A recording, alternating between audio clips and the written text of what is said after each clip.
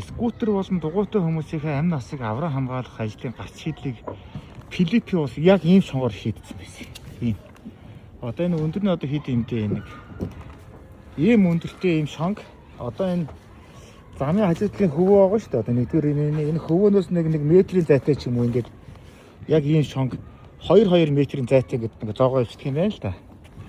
Тэгэхээр яг энэ 1 метрийн өргөн чөлөөгөр чи ингээд скутер болон дугуйтай хүмүүс нийгнэд ороод өндөр хурдтайгаар ингээд нөх 30 км цагийн хурдтай ингээд жирлээ өнгөцгөр хажуугаар нь явж байгаа машинтай хүмүүс тэднийг дайрч алдгүй юм байна.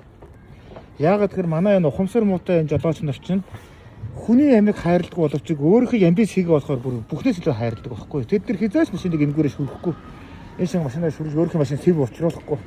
Харин хүний амийг бол нохоо шиг дайр шатаад тэд нар юм шинэ боддог байхгүй юу. Тэгээ ийм шонгуудыг л ерөөсөө энэ их таймны өргөн чөлөөнөөс ахуулаад ерөөсөө энэ бүх замуудын энэ сүүлийн үед энэ өргөдөл шинжилэлээс бүх замууд чинь нэг эндээс энэ хүрхэр зайны нэг тийм өргөн зурвастай байгаа зү. Энэ зурвасыг нь хамгаалаад ийм шонгол зоогоод өгч. Энэ хятадд бол хямдхан байгаадаа өсрээд 2 явна 3 явна л байгаа. Авчраа энэс шөрөвтэй болохоос тийм юм ингээд. Ингэчл юм бол одоо бүх скутер дугуйтай хүмүүс чинь авцамаач нэгдүгээр гинээрээ бөөнөрөө давхиж ороод цовоо давчихнөө. Явган хүмүүст ямар ч эрсдэл учруулахгүй байх бүрэн боломж ингэж бүрдэх юм аа. Тэгээд нэг шийдвэр гаргахаар заавал нөгөөг нь хорлсон юм хогийн юм хийж яхаар эхээ нэцээхгүй тоглоом тураахгүй бүхнийг нь хамт шийдсэн шийдэл хийлдэг гэж би одоо энэ эрхвэрснээс өчнөөл гуйхын тэгээд яах юм бэ?